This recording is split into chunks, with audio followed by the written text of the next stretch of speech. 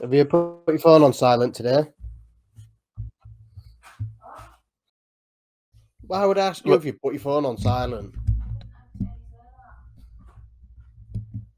Well, that was the first swear word of the new swearing series of podcasts. Hello, everybody. That was Honor shouting at his poor, darling, beautiful missus. Recording now, he's mate. a big meanie. What was that? Like episode 98 or something? This is such a professional one today, Honor. How are you? It's one of the numbers in the number category. Yeah. Well, do you know we're at 98, which means we have to do something like a special, I guess, for night. Maybe we should get your missus on for number 100. I think she'd be down for that. Naked as well. We'll all just be naked. Only top half though, because that doesn't make no sense. Because we're always naked on the bottom half. Yeah, I mean like fully naked, like shave all our hair off and everything. Nah, I haven't got. Can't be bothered. Take way too long to shave all that off. Yeah, it would. Yeah. Well, yeah, I'm not shaving you. You take forever to shave. Look how much hair you got. Got that foreign hair skin thing. You got that Turkish hair going on. It just grows everywhere, like bottoms of my feet and everything. Mate, I think like the very first time I ever shaved my chest, I remember I was like 25 and I had like 8 hairs on my chest or something, or something like that. And then my missus really liked it. And then weirdly enough, I got to like 30, 35 and she's like, yeah, I'm not sure I like it anymore. Just because there was enough hair there to look like an adult. And when you shave it off, she's like, now you look like a child. Just grow it back. It's fine. I don't like it anymore. It makes me feel weird. I think they get used to it, don't they? She used to hate all my hair, but now she likes it. Right. Katie still hates it when I have facial hair. She doesn't like kissing me because it gets all it's proper spiky, my hair. It's vicious. This is the weirdest. We've started a few weird podcasts, but this one definitely has had very little structure. I feel like we should play the music about now and then start again.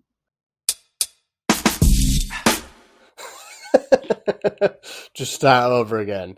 Welcome everybody to the Toby Fire and Steel podcast, episode 98. Getting very close to 99. Yeah, obviously, and 100. I thought you said this was episode 99, but no, that's 98. 98. How are you? Let's do that again. Well, you know how it is. Same old in my life. Everything I am people's time waster. In fact, if you don't go on Instagram much, do you? So you won't have seen I kind of live on Instagram. I've seen your backward and forward with matey, the spark plug and the drill bit. That was chaos. Mate, I got to admit, I was trying to follow it. I'm trying to work out what was going on. So tell us the story. He shared your thing and then got mad because you told him not to, right? Or something like that? Well, the thing is, because obviously the majority of my work is monetized or I've paid for it and it's directed for a reason. And I've now got Jelly Smack who monitor my social media platforms. I can't just have people taking my stuff, who?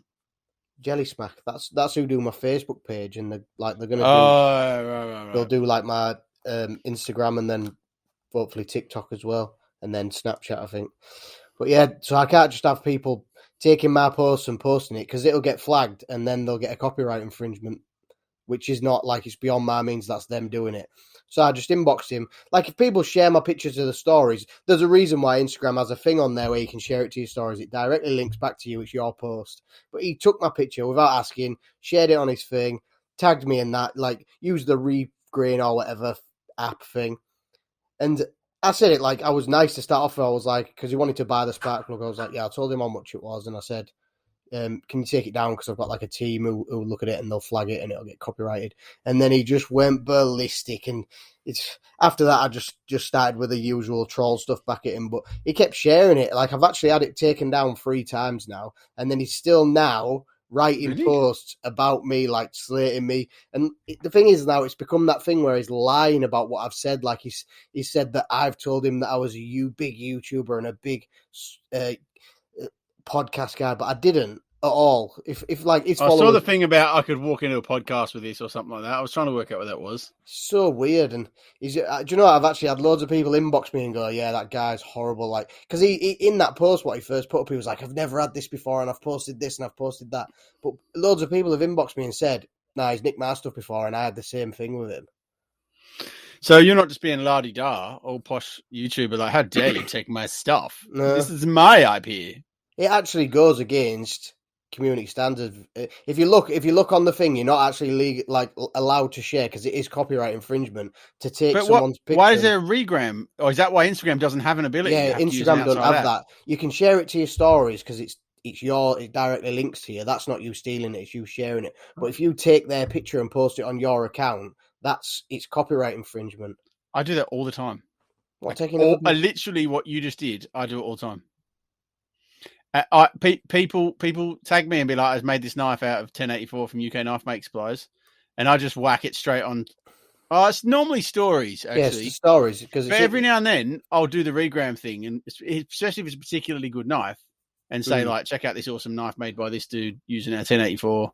But I figure they want me to. In most cases, it doesn't really matter. Like, that's the thing. Like, I was just saying to him, like, any other case, I wouldn't have been bothered. I've had people sharing before and it didn't bother me. But now, I'm definitely sharing your stuff. 100%. I'm gonna just find random things to share. But like, obviously now I've got like people looking at it. It'll get flagged, and then I'm the one who looks like a div. So I thought I'll say it to him, like, in a polite way. I've said it to loads of people before. They've just shared it and stuff, and they've been like, "All right, yeah, thanks for letting me know," and they've taken it down. But he started being like, I don't even know whether I should say racist. It's not really racist, but he started going on about how much he hates the English and that. And he was like, someone had said in it about, "Oh, he's English," and he was like, "Yeah, if I'd have known he was English, I wouldn't have even bothered buying off him." And I thought, why? Because I'm English. Like, what's your problem with English people, mate? Like, he's just a guy. Like, he's got no creativity in himself. You know, like, every single post on his account stolen from someone else. There's people who make to do well at that. They become influencers. They literally have thousands and thousands of followers. Oh, I've done it now. What happened? I've moved my laptop and it's like disconnected my camera. But there's loads of people who I'm trying to work out who H is, but that's me because that's my name. Your wife told me to use that as the name, so I thought I would. Oh dear. It's not come back, is it? Oh no. What was I saying? Something good, probably. Can you see me? Can you hear me? Kaglar, can you hear me? No, you can't hear me.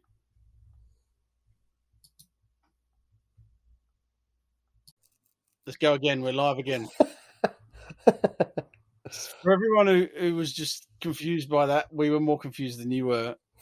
I had no audio for some reason. I could hear Honor, but Honor couldn't hear me. So anyway, on my end, there was no picture or anything. It just went off totally. Oh, there's no picture. No, it just went like blank screen.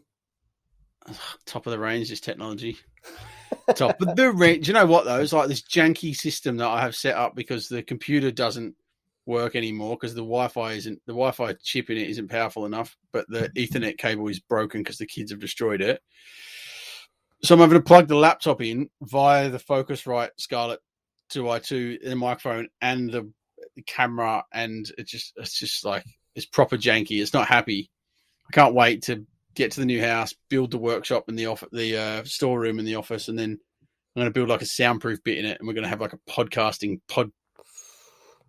There you go, pod. It'll be called the pod. It's called the pod. The podcast. The pod. No, just the pod. Todd and his pod.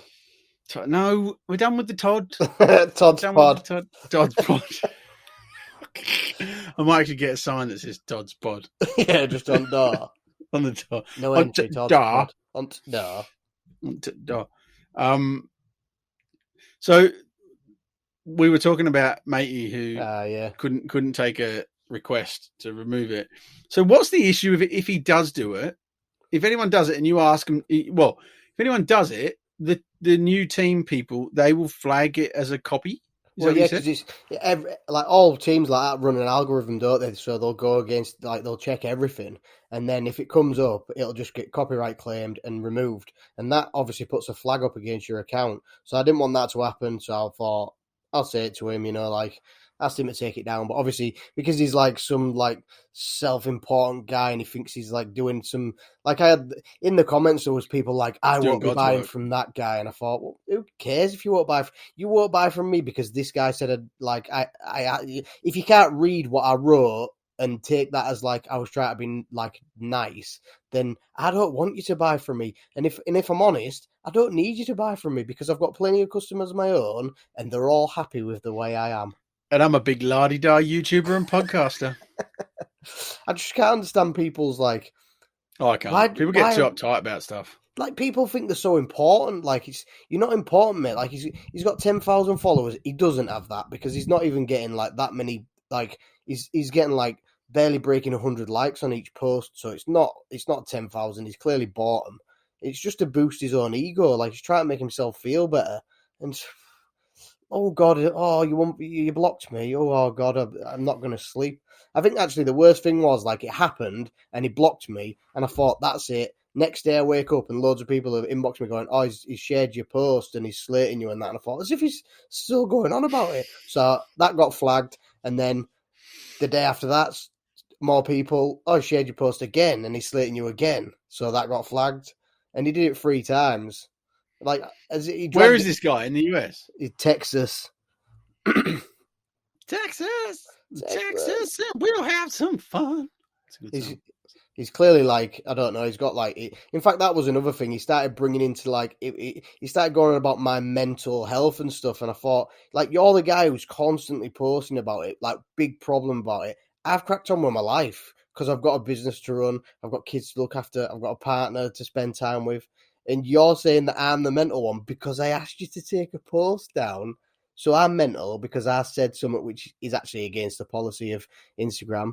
But you're not mental. What happens when you're big and famous, mate? People want to. I've never had that before, like something like that. And I've spoken to some big, like, I can't think, one of the pages actually started following me because I asked him to take it down. And he took it down, and I think he's on like nearly a million followers, and he's one of them repost pages, right?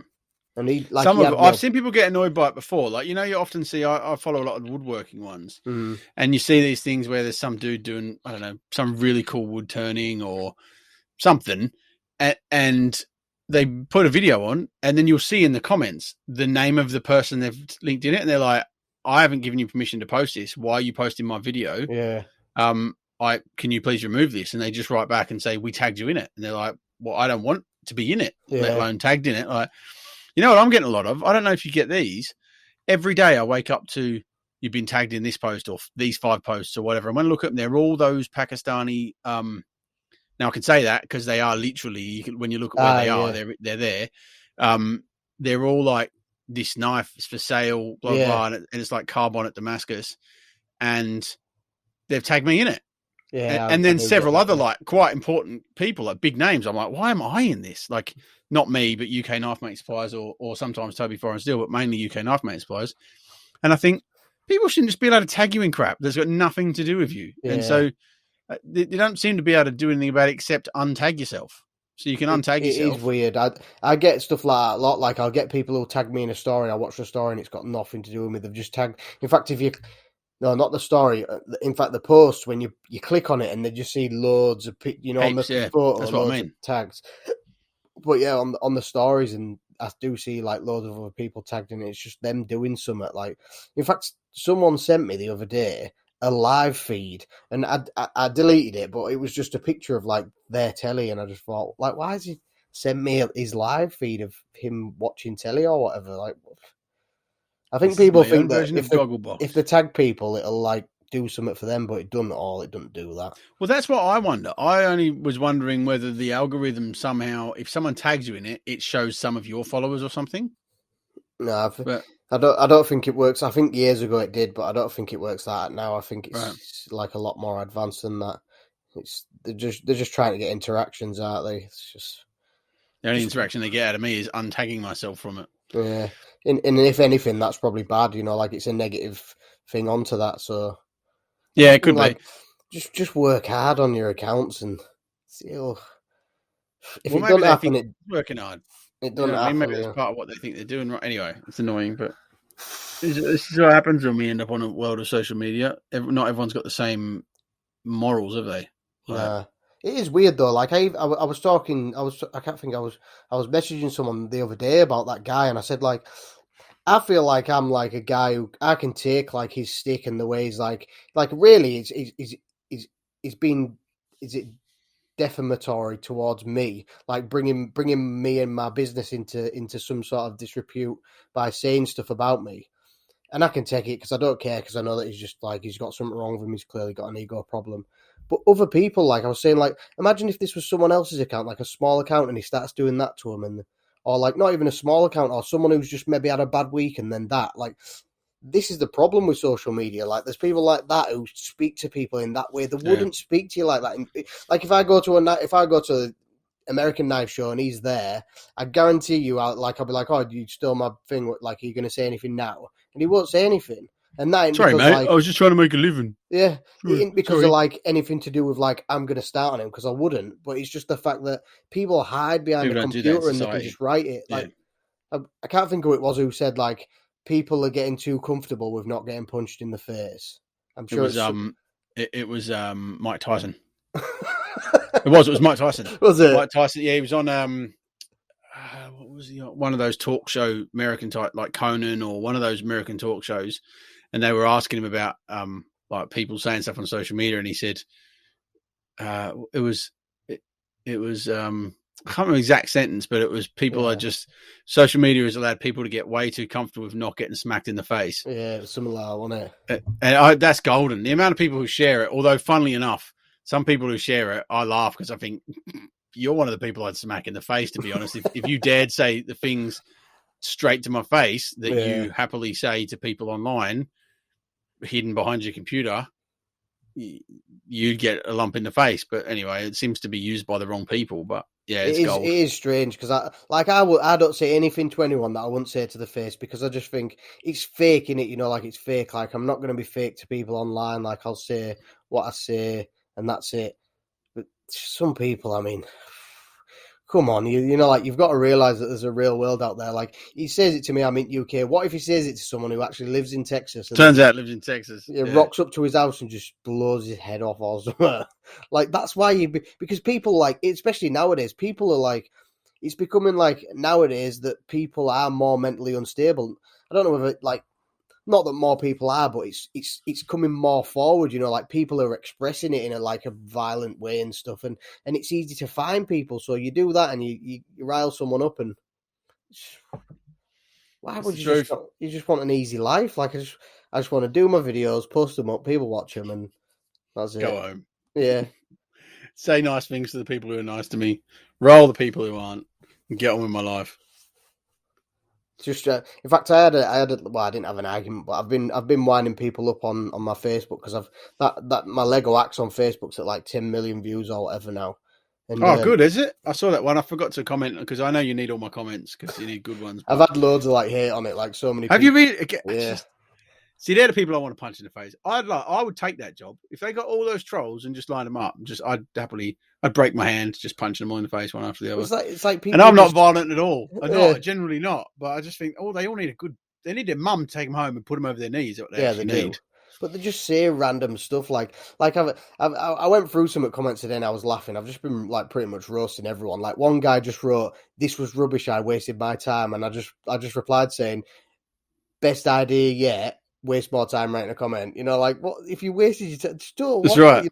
Then go away. My time. Like someone else put "I'm not impressed by this," and I just replied saying, I'm really upset that you're not impressed by this. After all, I did film this video just for you. Especially for you. But I had a guy who like said something and I replied, and then I'd said something about him being triggered, and he was like, "You're the guy who's triggered. That's why you're replying." And I was like, "No, mate, this is my page. I reply to comments on my page. You're triggered because you watched an Axe video which you don't like, and then you said something that is triggering. You know, like me replying is not triggering because I'm here for a reason. You reacting to something which is, you know, like outside your control, that's being triggered. And he didn't get it all. Like, you can't educate pork, can you?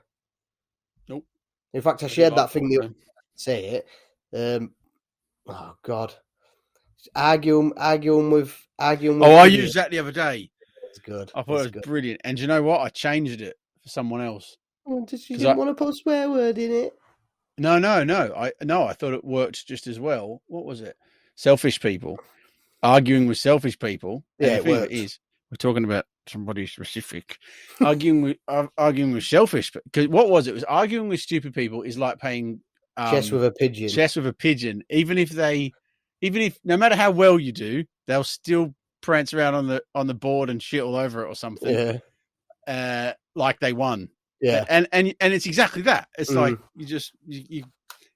you can't win against those people, because even if you win, they still like act like they've won. Yeah. That's matey with the spark plug thing all day, every day.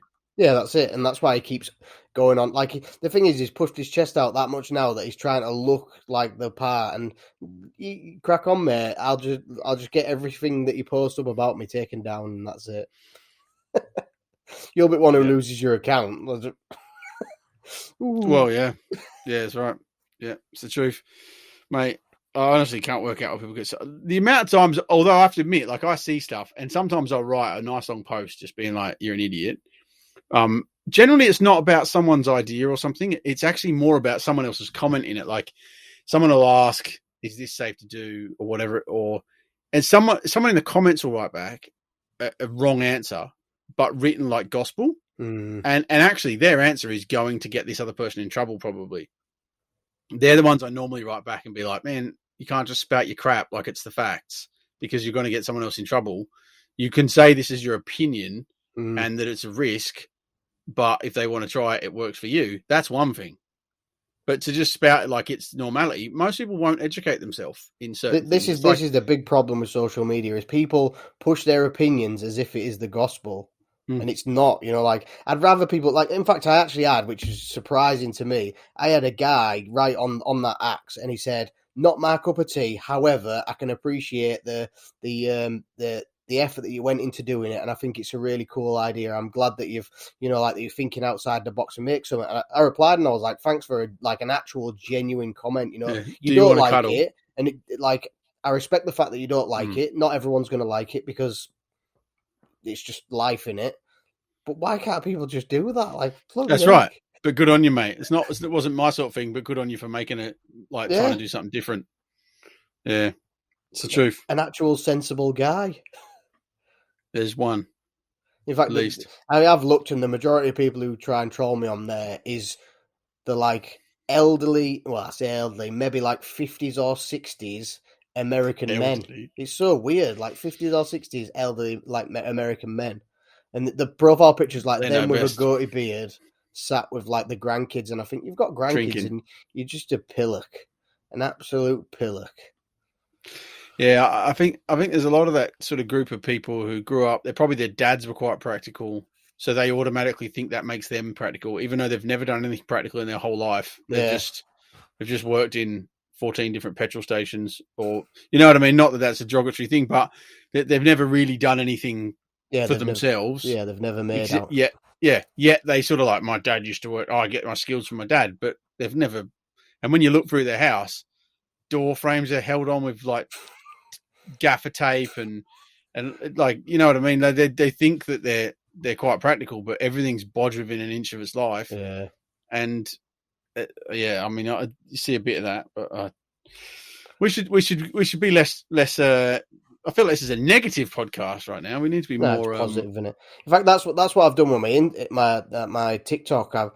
I've made it more like a positive, and a lot of the posts what do well, I'll just put, like, any negative comments I'll just delete, and I don't even bother with the trolls on there. I just delete them straight away, because I just thought, like, I just don't have to. I want this to be a happy place.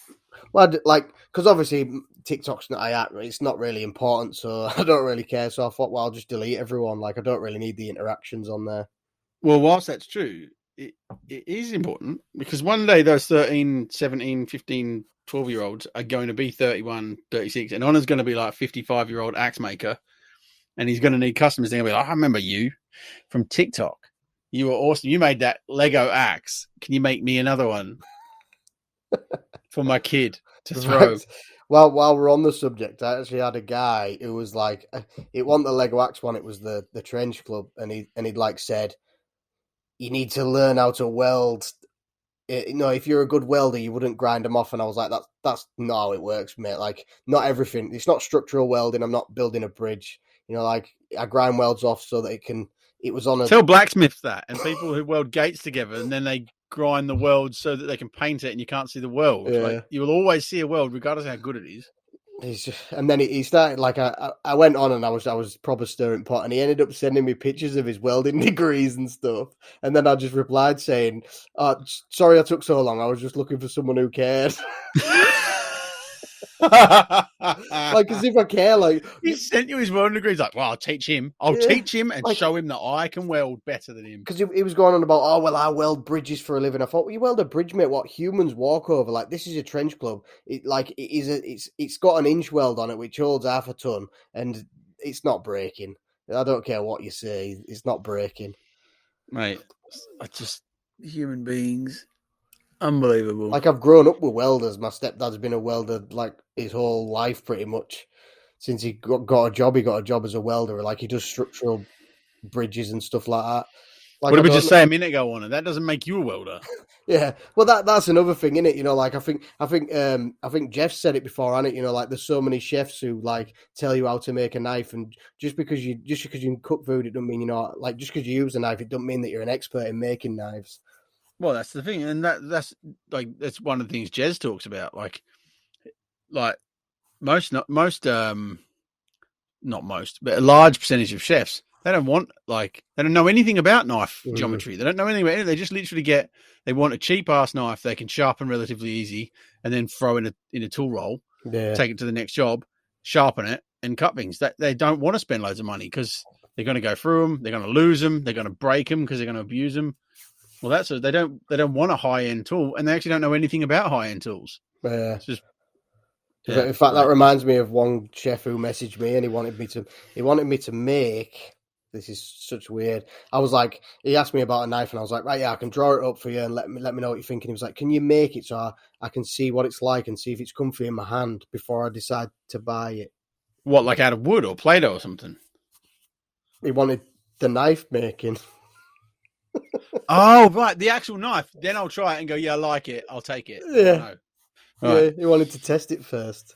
I was like, nah, man, that's not how it works. It's not how it works. Although that said, like, I've always had this little bit of a rule. Like, if I make someone a knife and they take it and they go, actually, I don't like this, I'm not fussed. I'll be able to sell it to someone else. I actually couldn't be bothered with the hassle. I don't need the money. You know what I mean? Like, it's not like I'm broke and every 100 quid I make on a knife is going to make it whether I pay my bills or not. Yeah. But I wouldn't make one specific that someone said, could you make it? I'll test it and then give it back if I don't like it. That's the thing. It was very specific, like, and that's why I thought, like, if it was any other thing, like, I've got knives that obviously people haven't bought and I've sold them on, but this one was like specific how he wanted it, and it was just not how I would have made it, and I was like, nah, I'm not doing that. Sorry.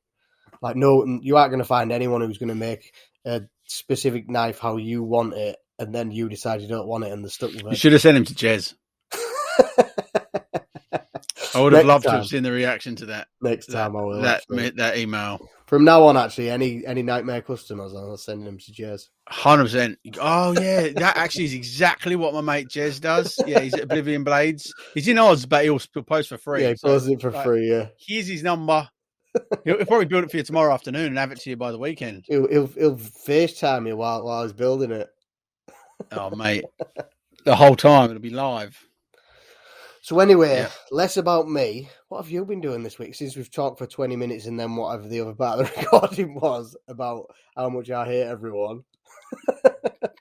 About how much you hate everyone. You know what the worst thing about all that is? I got to stitch those together in the editing. I mean, it will take half a second, but still, it's not as easy as just one whole lineal thing. At least we talked about it after, so you don't have to try and hide it. You can just whap it in there. Yeah, that's right. Oh, you know me, I wouldn't hide nothing. I mean, apart from swear words, which now we're both sworn on this episode. So I feel like we've been pretty mild. I'm still like bugger and stuff.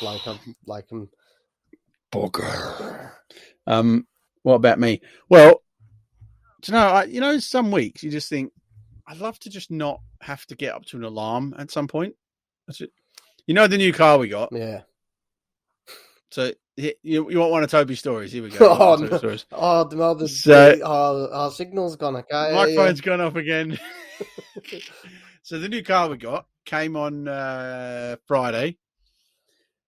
Kate drives it to the shops on Friday. Gets on Monday morning. No, sorry, on Saturday morning she goes to start it, and the battery's dead. And so I'm teaching. I've got a course on Saturday morning. I'm at the course. There's nothing I can do about it.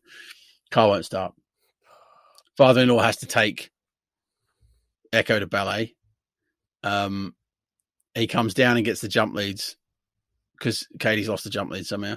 He comes down and gets the jump leads and the trickle charger from the forge, and he's going to put it on charge. But I said, to be honest, it's probably just because it's been sitting on a forecourt for a while, and they've probably just jumped it, put it on a truck, driven it to us. You've just driven it to 5 minutes up the street and then back again. So you've kind of used the charge in the battery that was barely there, and then parked it up, and that's probably why. So jump it, take it for a good half an hour, 40-minute run. You'll be fine. So they did that. Father-in-law jump starts the car for her. She drives it around for an hour, and she comes back. She drives home, and then where were we? That was so Saturday night. So she pulls up, and then we're supposed to be going to the Scout fireworks, which I'm supposed to be like part of the running of, but I'd forgotten I had a course, so I had to like be late to it. And she texts me and says, "Car won't start again." He got me joking. So I said to the bloke, he's down from Birmingham, this poor fella. And he did a great job, actually. He made a really nice knife. But we were so pushed for the day, I didn't do any posts. So I have to put some posts up later. But he made a very good knife for his first knife. And he, I had to say to him, can you come back tomorrow? Like, because he was down from Birmingham for 2 nights. So I needed to sharpen it. That was all that was left. And I said, I'll sharpen it in the morning, come back and get it at 8 o'clock in the morning. So I shoot home, jump the car, knowing it won't last, leave the jump leads in the car, drive it to the fireworks. But Kate was there for 1 hour, and I obviously was going to help afterwards. She goes to get back in the car, and I said, just start the car and leave it on. It should have enough charge to start it after an hour. Nothing. Wouldn't start. You're just thinking, oh, come on.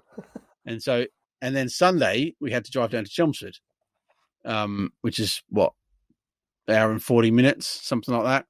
Again, knowing it's not going to work. So I took the leisure battery out of my van, which is the battery that's hooked to my main battery, which runs my inverter for running my coffee machine. That I put that in the back of the car so we could jump the car off of the battery we had in the boot. So it's all very planned. But we get down there and I ring the dealer who we get the car from, and he says, we'll pay for you to get it fixed, sort of thing. Anyway, so we go to a quick fit. And the funny thing is, like, while we're driving down the A12, because we hadn't done any motorway speed in it before, as we're getting the A12, I'm thinking there's a funny vibration on this car. Like, I don't know, it feels like a wheel or something, or maybe a brake disc. Anyway, I got to check it, and he shows me it's like spinning on the machine. It's not even circular; it's like oval. You can see it's like this wheel, like it's so badly bent out of round, and it's got loads of weights on one side trying to where they've tried to balance it. And he took all the weights off and rebalanced it. And it was quick fit, so you can never really trust people from quick fit. But at the same time, it was better afterwards. But he said the wheel is totally knackered. There's nothing you can do to fix the wheel, obviously, because it's an alloy. So then the mob want us to take it back to Hertfordshire, which is 95 miles, for their mechanic to check the wheel before they'll agree to replace it. You just think, oh, my gosh, why is nothing ever easy? Anyway, so it is a bit better now. We're going to have to work that out at some point. But, when you just think there's that, and then like one job off. Anyway, just one thing after the next, and you feel like you never stop. But could be worse. Do you know? I could be dead in a ditch. Stuff like that is exactly why I've stopped. Why you have brand new cars? Well, I stopped buying from. We nearly bought like the car the Beamer that she's got. We nearly bought it from a dealership, but just a car dealership that sells all sorts of cars. And the reviews were so bad. I'm like, because they sell you a warranty and it's not worth anything. Like, people would like complain saying, "Oh, I bought this warranty and it's not worth the paper it's written on." So we went direct to BMW and got one. It's a second-hand one, but they give you a year's BMW warranty, which is the same as you get with a new car. I knew you were la-di-da. I just hate cars, and especially with stuff like eBay now. Like people get the car and it's knackered, and like, oh, I'm just gonna sell it. Well, that's the thing too, isn't it? But that's how they do it with dealers too. Because I actually feel a bit. I mean, some of them are crooks, but I do feel a bit for them because they buy the car and they take it for a quick test drive. But there's often niggly things you could easily hide. Yeah. You give it to a dealer sells it because they've never driven it for 100 miles and had these issues, and then they've got to pay out for gearbox issues and whatever else later on. And this guy seems legit, to be honest. He's a nice guy. He didn't have to pay, he did have to pay for battery, but he initially said, "No, we'll pay for it to be delivered by MotorQuip or whatever the company was to your own garage." And I just said, "I can't mess around. I've got to get it done today." Yeah. And he went, and so it was like almost double the price because it was quick fit. And he just said, "Yeah, all right, just do it. We'll cover it." So he's been pretty legit. Like, he seems to have really good reviews online. No, that's what you want, though. And all that. But yeah, you are right. It's pretty fraught with danger buying a car, isn't it? Secondhand cars. And it's the first time I've ever bought a car without seeing it. I'll get underneath a car and have a look. I know what I'm looking at. I'll have a proper good look. But this thing, Kate knew exactly what she wanted. She wanted a 2012 titanium Ford C-Max with slidey doors and diesel and automatic. And there was like one, and a gun turret. There's one on the market. And so it was no choice but to ring up and go, "I'll put a deposit on it." Done. Well, at least fix to the point where afterwards I rang matey and said, "Can you send me the details on that car?" Because I didn't actually read anything about it. I paid a deposit. And then he marked it as sold, so it came off the net. So you couldn't even see it? I couldn't even read anything about it. He was like, "Oh, yeah, I'll send you the details on it." At least your missus picks, not expensive cars. Oh, mate, Katie is... I can't say a nightmare for it because it's probably a good thing, but she will not spend money on herself point blank. She just won't. She's the person who'll go to the shops, she'll come home, she'll go, "I saw a lovely top, but it was £9 and I didn't really need it, so I didn't buy it." I'm like, what is wrong with you? You didn't. There's holes in that other top you're wearing. Buy a top. Can you send her here so she can teach Mark? buy two, you wally. Yeah, well, she's always been like that. She's like, even when we first met, I wanted to, every boyfriend wants to wine and dine their new girlfriend. No interest. She was happy with pizza and whatever, and just that's it. She didn't want to go out and be wine and dine, but she was happier. I was delivering pizzas when we met, and she would sit in the car with me, in the passenger seat, for the whole evening while I delivered pizzas, and we just chatted. No taking her out for meals. Just took other. I bet you only told one story on that thing, and that just took the full day up, didn't it? You can swear now. You don't even have to hide it. Yeah, it's true. I'm not a massive swearer, to be honest. Anyway, I don't speak to anyone anymore, so I don't really swear that much. Doesn't speak to humans apart from Luke and Emma. Yeah, and your children. In fact, my kids are the people who I swear the most at. So, but it's their own fault for being demons. No, that's your fault. Surely they're the fruit of your loin. I was saying to Emma over there, because Rogue's the youngest. He's obviously the second born in this house, and he's like a brat, like a spoiled brat. He don't let anyone touch his toys. And I was like, how is it even possible that he's second born and he's such a spoiled brat?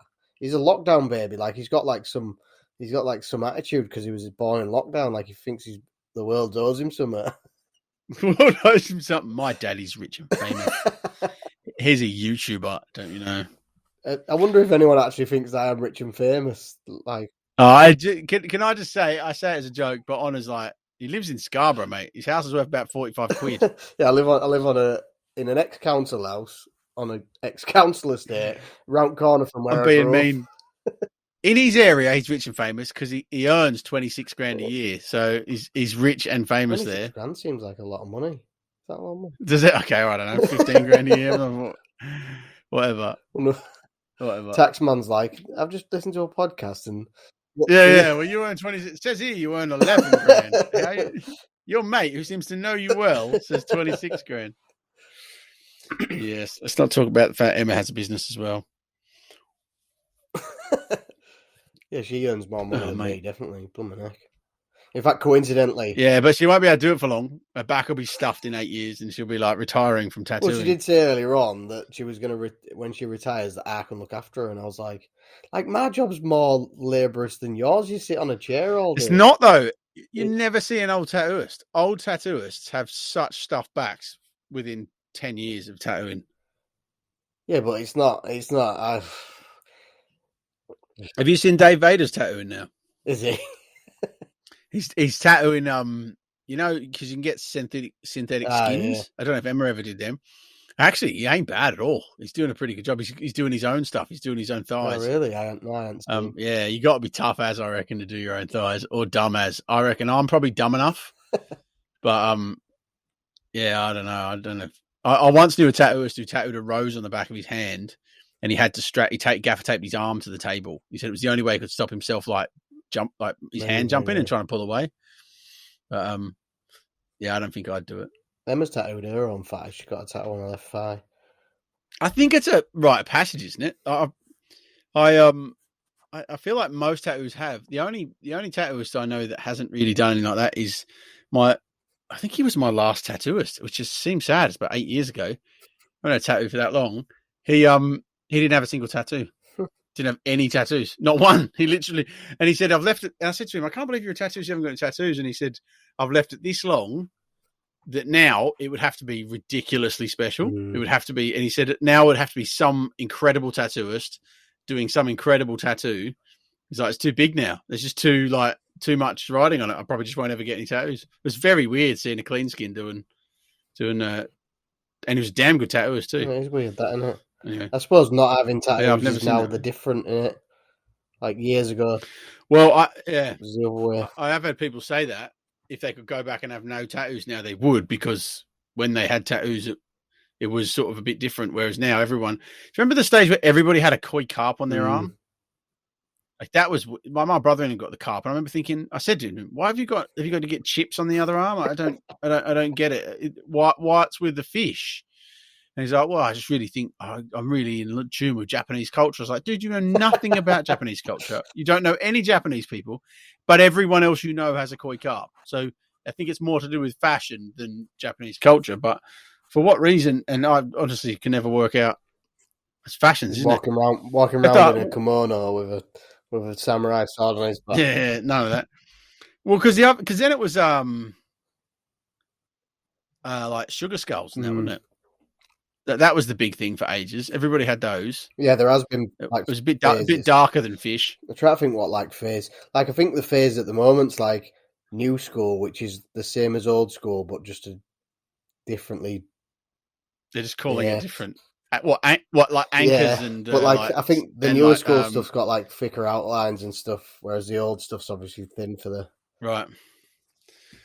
It's like what are they? Spiders' webs on your elbows, and like you, yeah, and like I actually had that done when it was a trend. Doves, yeah, doves. No, not doves. What bird is it? On the what's that bit? It's a fisherman thing, isn't it? It's a swallow. Yeah, it is a fisherman thing. I'm trying to think. A swallow. That's why I've got that big one. Swallow. Everyone gets like the little one, so I just got a big one on my hand.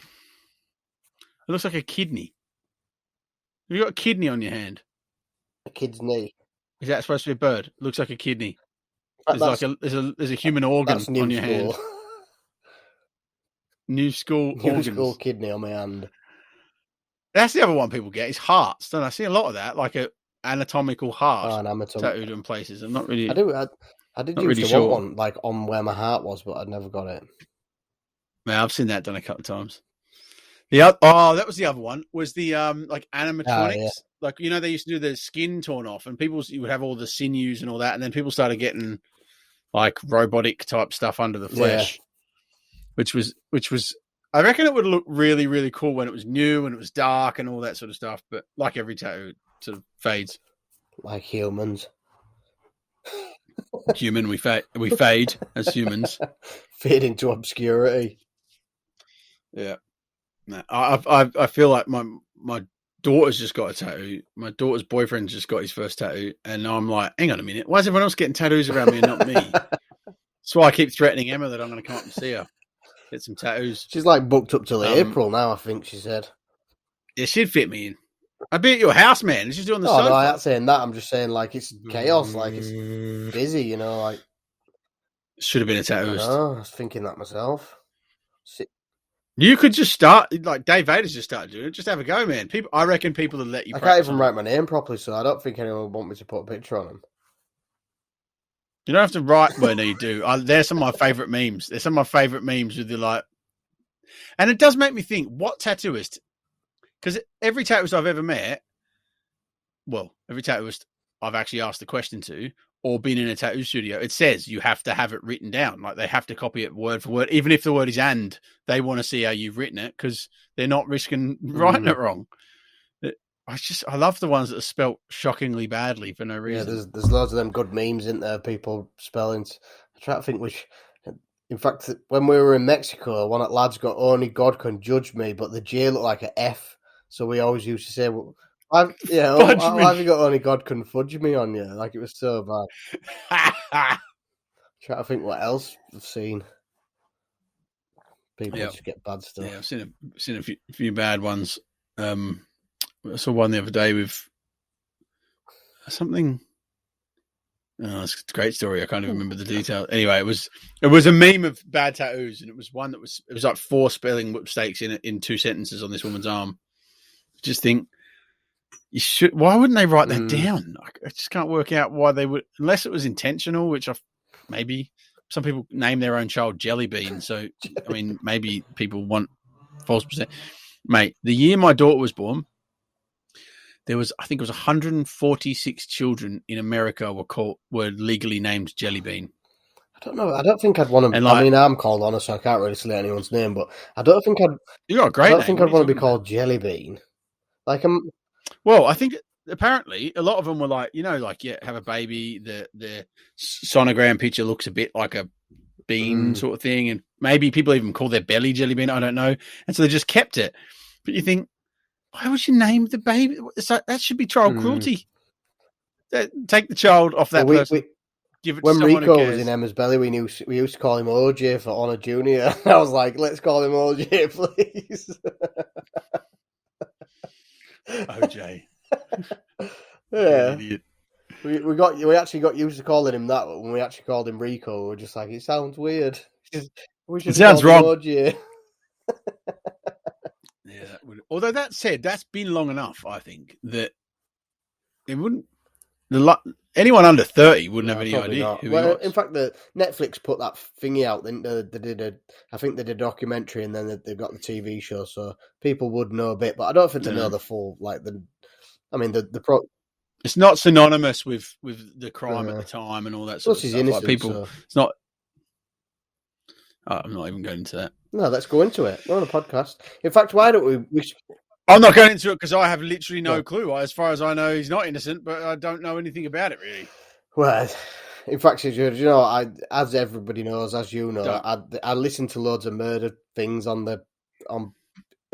YouTube and stuff, and I was actually just listening to one today where a guy and his family, I think they're in Colorado Springs or whatever, and they're all solicitors and lawyers and stuff, and their son killed someone in a boating accident, and he got away with it for ages, and they weren't going to charge him. I think in the end it got thrown out of court, or he got like 2 months or something probation.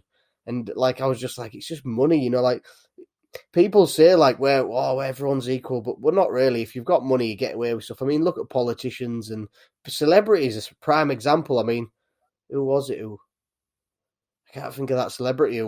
She went to. Oh, was it? Is it? Don't know. It's a crap story without any details. I can't remember. Is it Lindsay Lohan? She got arrested for drink driving, didn't she? And she went to prison. I think she was in there 2 days, and then they released her because she couldn't handle it. Like what? Imagine going to prison and be like, I can't handle it. Dave says he can't handle it. Well, we better let Dave out then, all right? I don't know why Dave's in a Scottish prison, but well, because Dave was Scottish. But it is. That's just money talks, doesn't it? I vaguely remember that. I don't know if it was. It might not have been her, but I know she has been to prison a few times. Is she? I don't know. Yeah, money talk, especially in America. I think you got to pick enough lawyer, enough backhanders, and they're not even scared to go, yeah, we're letting them out. Because no one can prove that it was a backhander, even though it's pretty clear, because they wouldn't do it to anyone else. They just go, extenuating circumstances. But that's the thing that baffles me about, like, I think in American law, like, it says entitled to a fair trial. And I think if it's only a fair trial if both solicitors are even. But if you've got $1 million solicitor and this guy's got, like, the solicitor who works for the company, like, does it for free, that's not a fair trial. It's not. Because so many of them murder things, No. like I've seen ones, some of them are where people have been done for it, and they got exonerated later on because the solicitor was Because they got a better the solicitor later solicitor on. was that bad they'd missed out on loads of evidence or not brought stuff up which would have proved that they weren't there or whatever. Oh, right. It's crazy. It's not a fair trial, is it? If you're poor, you're not entitled to a fair trial. That's what it should say. If you're poor, you're not entitled to a fair trial. If you're wealthy, you're entitled to a fair If you're wealthy, trial. you can do what you want. Yeah. It's 100%. Like too many cases. Someone like Jeff Bezos, like goes out, drink drives, kills someone. He ain't getting put in prison. Well, there was that thing a little while ago with that woman who ran over. Now, these facts may all be completely wrong, which is stuffs up a story. But she was on an American military base, or just outside an American military base here, I think. And she ran over a cyclist, killed him, went back onto the base, went back to America, and basically America just went, yeah, she's got diplomatic immunity, hasn't she? That's so they won't return her. They won't send her back for a trial. Yeah, well, so but she's not being charged there, and so she's just living a normal life there. And I'm sure she feels really guilty about it. Like, she has probably, it's terrible. But at the same time, in fact, yeah, she was driving on the wrong side of the road, wasn't she? That's what happened. Yeah, I don't know. She's American. Sense. She was driving the wrong side of the road. I'm sure it was a cyclist. A cyclist killed him. Yeah, it was a cyclist. Yeah, but that family are like, well, hang on, nobody's going to pay for this. It is. She just gets to leave because she was accidentally on the wrong side of the road because she is American. How's that any different to being, I don't know, confused and driving on the wrong side of the road? Or, but you should never be able to just leave a country and go, yeah, I know I did it wrong there, but I won't come back. I promise. Yeah, to be honest, I've known of soldiers who, in fact, I know of one soldier. I'm not going to say names. Who he ran someone over in Cyprus, and the military shipped him out back to UK and said that he ain't allowed to be posted there.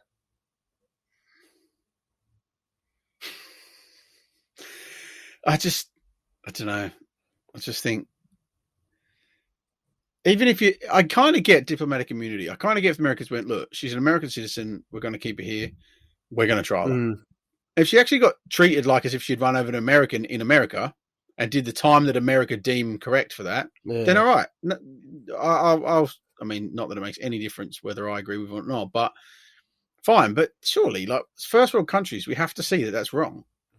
But then there's obviously there's the thing that, let's say I go there, drive on the wrong side of the road, run someone over. It's genuinely an accident.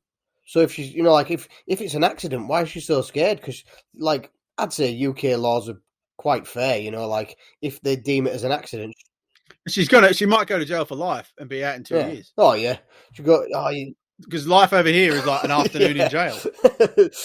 She'd be like, I can't go to jail for life. They'd be like, oh, you're released now because it was time. You'll be out by 3:30. Here's cake. A week. Yeah, time served because you felt bad for 6 months about it before you came in. Oh, that does disgust me. The British legal system blows me away. Like people have done fraud who actually go away forever. Like they're literally will never come out because he's got 700 counts of fraud. You're like, wait, what about the guy who raped and killed 7 people but has only done 7 years or 3 years for good behaviour? That was on one of them ones what I watched actually. I think it might have been in Essex. Was it Essex?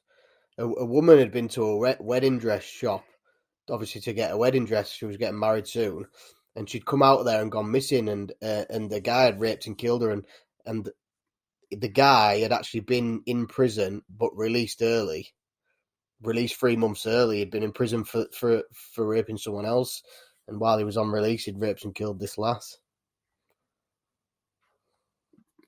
Brilliant system we have here. It's too soft, but and the reason they give is, well, the prisons are too full. Brilliant. You tax us quite a lot. Build more. The reason the prisons are too full is because everyone's committing crimes because they know it's easy. Yeah, they wouldn't be too full if you put 14 people in a cell, and if you made it a cell and only fed them enough to keep them alive. Send them to Auschwitz. Just put them all in Auschwitz. They won't be doing it. The problem with it is, I do get that a lot of crimes are committed by heavily uneducated people who have had horrific parenting and you know what I mean. They've got into drugs really young and all that. I do get it. I really understand all that. I also get that you do stupid things. As you become an adult, you make decisions for yourself. And I've done some really dumb things, and I've been lucky. Oh, yeah. Is all I can say. I've been lucky because if I hadn't have been lucky, it could have been way worse. I can definitely say the same. Yeah, and I feel like if I had sort of got caught doing some of the stuff I'd done, or it had gone more wrong than it had, and then someone had died or whatever.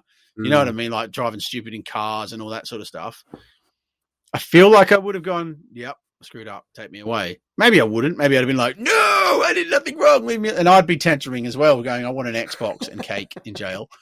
But I don't know. I just sort of feel like there is a certain amount of, I don't know. I think there's too much humanity in prisons. You know what? This is the problem, right? Stupid people giving birth to people, making them stupid, then those stupid people giving birth to more stupid people, and eventually the world's full of stupid people. Well, see, that is only part of the problem. Oh, yeah, that's part of the problem. The next problem is when the government gives those people money because they don't want to go to work to help them survive, which means there's no such thing as survival of the fittest, because if no one would give those people money, they would sadly die off. Look, this is making us sound terrible, but and I don't mean like I want anyone to die or anything like that, but I do genuinely believe that there is a certain amount of where the government constantly bleat about us having no money, yet there's a lot given away to people who probably aren't working very hard because there's no incentive to work. Like when I came out of the army, I was straight into other jobs. I was doing jobs, and then something happened where I got medically signed off from work, and I was on the dole, and I was like, why did I even have a job? Because I had my rent paid for me. I had more money on the dole than when I was actually working. That's crazy, isn't it? Like, why not like put that money into businesses, or like reduce taxes so that businesses can pay the people more or something? You know, give people an incentive, but there is no incentive. Instead of upping the taxes for businesses and upping the VAT and upping the import duties and all that sort of stuff. I think this should for people who actually want to make a living. They should just cap like the time you can. Like, I remember when I first went on dole before I joined the army, you used to have to prove everything, and then when I was on the dole after leaving the army, nothing. Went in there, signed there, done. I was like, well, I've checked all these jobs. Oh yeah, it doesn't matter. Like, they don't care anymore. I mean, our dole office in Scarborough was a real big one. It had like job searching and things, and now it's a little tiny thing. Like, that's how much they don't care. Like, let's get rid of that. No one's looking for jobs. But then they have kids as well, which is worse. Well, I always joked around and said you should have to take a test to be allowed to have kids. The problem of it is, who would deem what the test should be? Because, you know, whenever you put the government in charge of testing anyone for anything, the questions aren't related to anything that are realistic, and it's completely unreasonable questioning. So it's like when Katie wanted to get her citizenship for Australia, government run test about completely irrelevant stuff. I did some of the you know, those tests, like a mock test. I failed every one, and I am an Australian citizen, and so I'm like, this isn't fair. She's having to answer like, how many members of cabinet are there that aren't registered something or others or whatever, and you go, how would you know that that's 53? Why would anyone? No one cares about that or knows. It doesn't mean anything. Like, in real life, it means nothing. And so when they're in the test, all of us would fail it. I guarantee you, whatever the test was, every one of us would fail it. The only people that would pass it would be the people that we've already spoken about, the highly educated. And not because they're educated, they'd pass it. It would be the highly educated, wealthy people, because it was designed for those sort of people to pass. And some backhanders would go on. I think the best idea would be, you know, like when you apply for a mortgage or a loan, you've got to prove that you've got a job and you've got to prove your income and your outgoings. That's what you should have to do to have a kid. Because you've got to prove, you know, like if I've got a job, me and my partner have both got jobs, we've got this, we've got that, this is our outgoings, this is our incomings. Right, we'll check that off. This is how much it costs to raise a child. Yep, you can afford that. Right, there you go. You can have it. Well, see, I couldn't afford that if they asked that. But question. You've got about 100 kids anyway, so you don't need any more kids. Yeah. the issue of it is, where does it start and stop? Because that sounds a lot like China, you know what I mean? Like where you start getting all these funny rules where they dump babies because they're like, well, we don't want girls, we only want boys. And then suddenly 20 years later, they're like, hang on, there's no girls. What are our boys going to do for fun on the weekends? Like, so you do cause other issues, don't you? And that is you can't chemically castrate anybody who doesn't pass the test, because then they use lose human rights. And right now, human rights allow you to do pretty much anything you want, whether it's stupid or not. Unless you're doing something. So all you have to do is bleep. In fact, the only people who do the worst off in the world are people who do good. They're trying to just be good and do. It's always worse for the people who do and don't good. want to walk around saying, "I'm being treated unfairly." If you do good, like, you go into work, you lose your job, you'll just go quietly. That's it. So you're the easy one. They'll get rid of you. We're not getting rid of him because he'll kick off. We'll get rid of the nice guy who won't say anything. Or you take us through court. Or like eviction. Sort of we don't need that. We'll evict these because they're easy to evict. The other lot, we've got to take them to court. Let's get rid of them. The police, the police. How many times have stuff been robbed? You've heard the story. So-and-so got robbed. The police said they knew who it was, but it just isn't worth the fight. That's literally happened to me at least twice. I've had copper stone off the roof of my van 3 or 4 times, and 2 of the times they came and fingerprinted my van fully over, and I said, like, do you know it is? And they're like, yeah, we're pretty definite. We know which family it is. We know even where they live. It's hard to prove, and there's just not enough time and resources to put in it, and they know all the loopholes. That's it, yeah. And you're like, you know who it is? Why did you just cover my fucking fan in black powder then? Like, if you already knew, like, what was the point? What were you going to achieve? And I said, all right, well then, I actually said to one of the coppers, if I was to have a jump, like have my battery on trickle charge, but there was a fault on it for some reason, and it meant the whole car was live, and someone was to get hurt while stealing my copper from my roof, how would that go? And the guy's like, well, the problem with it is if they could ever deem that the machine was faulty and you knew about it, or you should have had it tested or whatever. And even if you couldn't, there's a possibility you'd be the one done because they would be injured on your. And I'm like, are you hearing the words you're saying? And the guy's like, totally. I know. I agree with you. It's stupid. But yes, you can't put anything in situ that might stop them doing it, that might harm them to stop them doing it, because then you're the one who's in trouble. And you just think, what sort of world? It is a weird world, isn't it? I remember, like you say, only the good people don't get. Once forgotten. when me and Emma went shopping, it was near Christmas, and there was a guy in Aldi with a big, massive, like a Santa's sack thing bag, and he was just looking at stuff, putting stuff in the bag, just putting it in casual, as like you're actually shopping, and then just walked out of the shop with it all, like loads of money's worth of stuff. And the alarm went off, and I said to the security guard, like, I can do out, and he was like, nah. He said like, I'm not allowed to chase him down, and he said we don't even ring police anymore because by the time police have found him, he'll have sold everything we can't prove out. And I was like, what? So why are you even here, buddy? Where's the incentive for us? Like, we're studying, we're going to pay for like 90 quid worth of shopping, but why should we? Why? I might just push my trolley out next time and be like, you aren't going to have me. Yeah, just go, I'm just going to get rid of it. It's so weird. It's like a strange. There's no incentive to be good. Why is everyone so good? That's why you get people who. Yeah, well, because humans are naturally good, mate. That's why we're still here. There's like thousands of atomic bombs in the world. Yeah, nuclear weapons. Yeah, we're all still here. We could have been wiped out since 30 something. They had nuclear weapons, or 40 something. So I pray for that day. Anyway. I'm going to salute the atomic bomb as it comes down. Like, thank you for your service. You're an idiot. All right, so completely unrelated to that, we're not very far from Christmas, Honor. I think we need to start planning some sort of fire and steel Christmas party. Was some sort of that just involve me and you, and that's it, though. No, well, that is just staff. Staff party. I feel like we should get other people involved. I'm trying to work out. We should do a Christmas episode.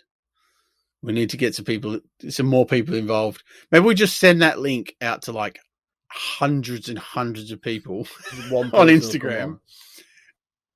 Oh, only 3 people can come on. Actually, I just realised. Just forgot. We do it to hundreds and hundreds of people. It'll be the first 3 people to come on after 7:00, and then we just see what happens. Either that, or we do a quick fire one where we tell people, like, we get so many people and we invite them on. You got 10 minutes each. It's not bad, call. It's not a bad call. I feel like we should give away Christmas presents though. We could do like I could drink a load, so then we could like just discount, I could decide 100% what I should give away. Postage. Yeah. So you know what's really funny? I'm very open, I think, about how little I make out of this business. Like when people ask, I'm pretty clear. I still regularly get posts from people who, I don't know, maybe they're not doing great, but they look like they're doing all right on Instagram, and that message me and be like, hey man, I want this one Corby bolt. Can you do me some sort of discount on it? Maybe not Corby bolt, but you know what I mean? Like one thing. And I look at it, I go, and I write back and I say, well, here's an exact message that came through the other week.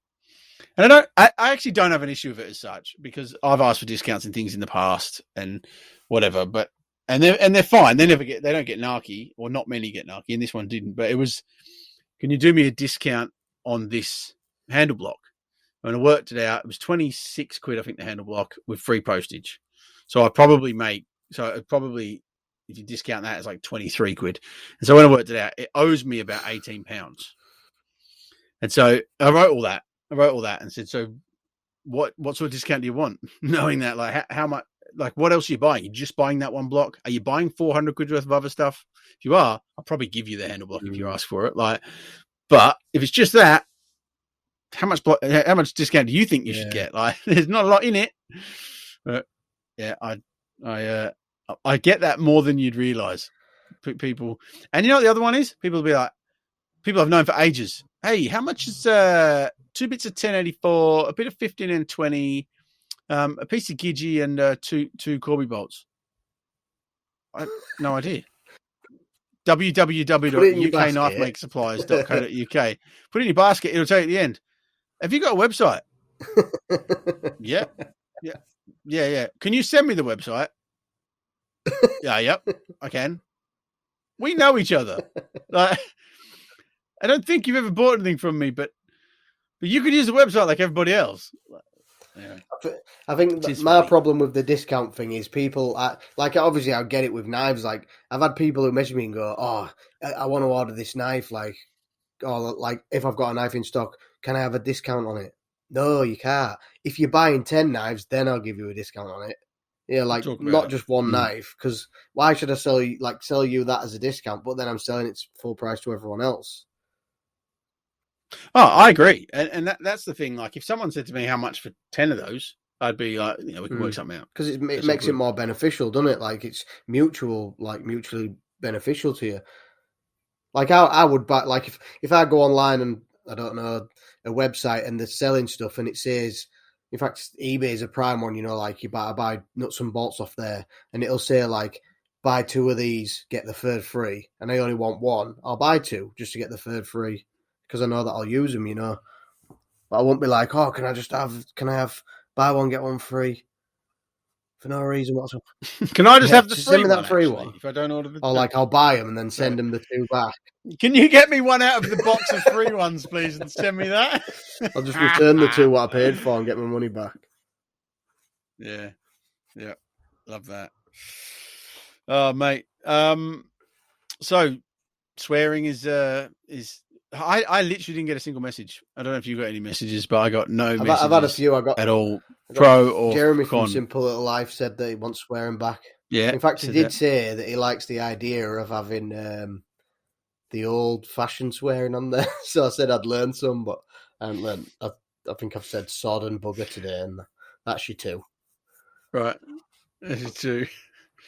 Yeah, I haven't had any. I get a lot of people say they love the podcast and that, which is very nice. And we are honestly very appreciative. Whilst we enjoy talking to each other, we could do this without the record button on. Well, we did before we started recording.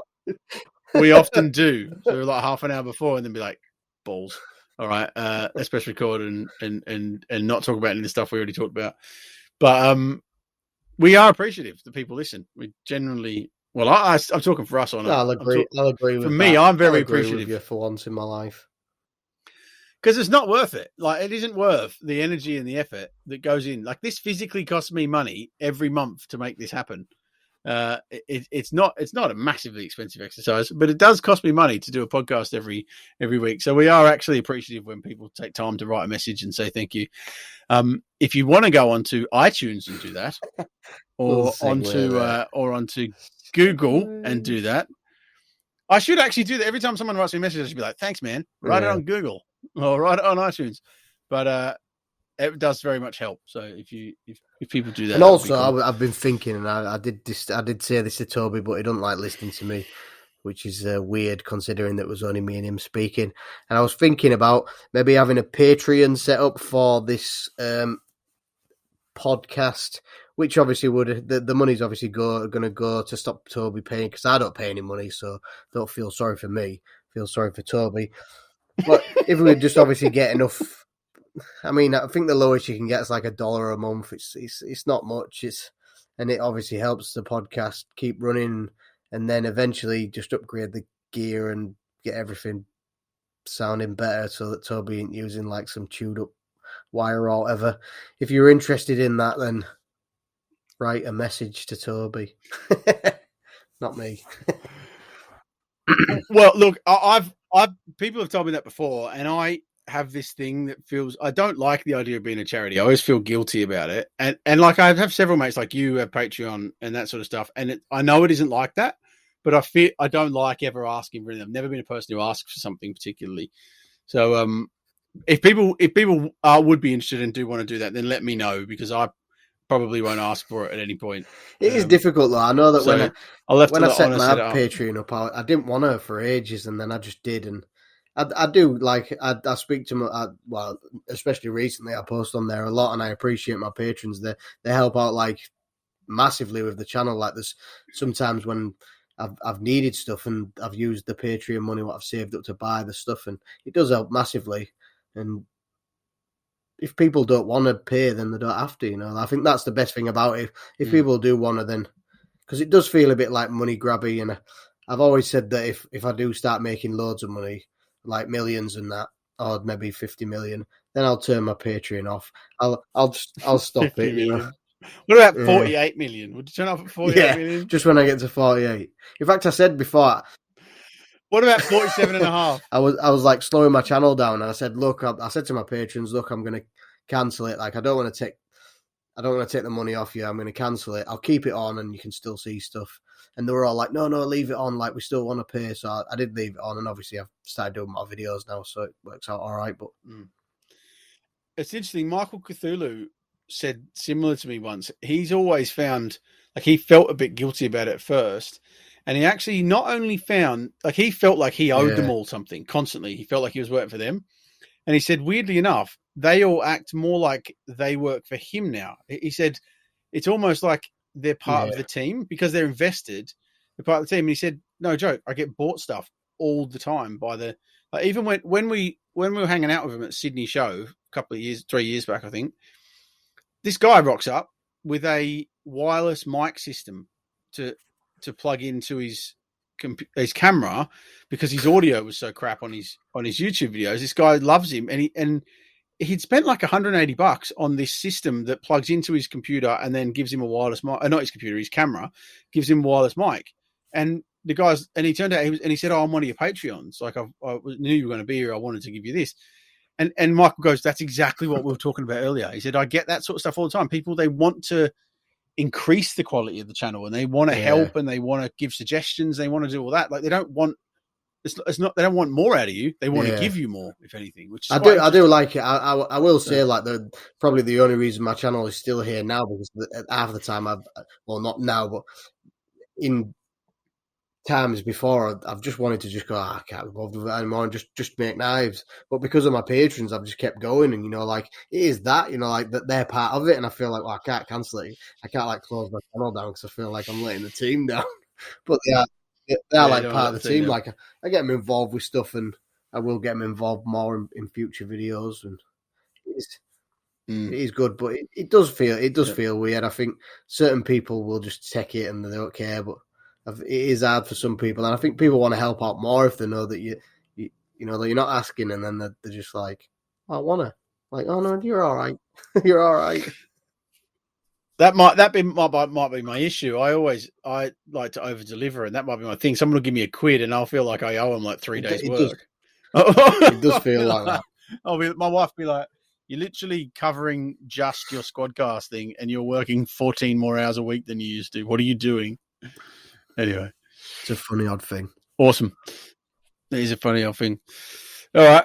Well, I don't know how long we've been on because we cut out halfway through, but I think that's long enough. I don't think we covered nothing anything. knife related.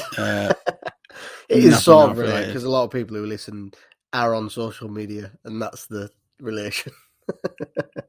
And they're in it's life. About as related. And to be honest, the majority of people, like obviously my followers, your followers, they are good people. No one who follows me is an idiot. There probably are idiots in general, but they're not like. I think there's people not who follow like those types idiots. of people who will go and slate people. And I follow you. Yeah. And I'm definitely sort of like I feel like everyone who follows me is like down to earth and they see things the way that I see things. Nobody sees things the way you see things, or no? What you mean is they see things like pretty above board and normally, but not like you see things. All right. Well, I love you. We can leave the swearing in this week. It's going to be good. I don't even think I swore that much. Thank you, everybody. Yeah, just go find us on social media. I'm Dies in Every Film. Oh, yeah, Toby Fire and Steel, UK Knife Maker Supplies. Go check that out. Go buy some stuff. Don't just buy one thing. Buy a load of things. You know, like make it worthwhile. Make it worthwhile for yourself. Make it worthwhile for him and me, because I'm sick of having to send him some bread because he can't eat. It's horrible. Poor guy. He asked me for some water last week, and I had to wee in a bottle and send him it. Water. It was horrible. It's a bit yellow on it, but we really all appreciate it. It's orange juice, I swear. Mate. All right. Thanks, everybody. Ta-ta. Oh, I was going to swear then. Bastard, I missed out. Fucker. I was just gonna say fuck off. Like a child.